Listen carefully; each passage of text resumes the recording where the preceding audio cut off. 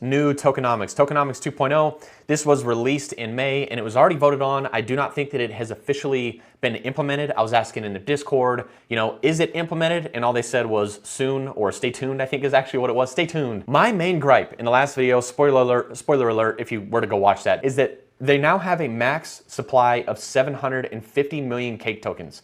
And based on the inflation of the last of how it was set up last time, I was like, inflation like this forever is just not good. It's going to drive the price down to zero because things cannot just keep on being inflated at the rate that PancakeSwap was doing it. So I'm glad to see that they got it under control and they capped it at 750 million.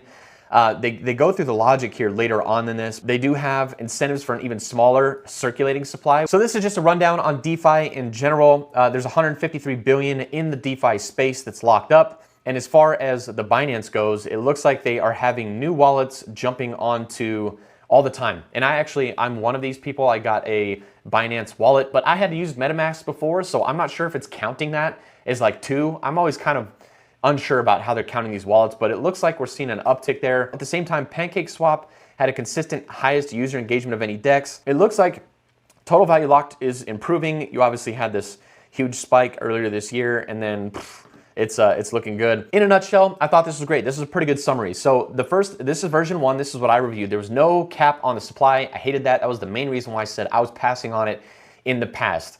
I'm also right now I'm trying to focus on L1s. So buying a DEX on an L1 is kind of, I don't know right now. Anyways, Cake, it's used for mining rewards, lottery rewards, voting, the ecosystem, the wider ecosystem, partnerships, yeah, right? The new proposed, which we voted on, like we said, is going to have a cap supply, retain most of the use cases over here, but it's going to give you weighted voting, boosted farm yields, which we're going to go over, boosted IFO allocation, and I thought this was awesome in the last video. This stands for Initial Farm Offering. I believe it's farm, but basically what happens is a coin can come to PancakeSwap and say, hey, we want to raise some capital, we're giving away some tokens. What happens is in that IFO pool, if you had staked some cake or something like that, you can say, all right, I'm gonna give them my cake tokens exchanged for their tokens. You could invest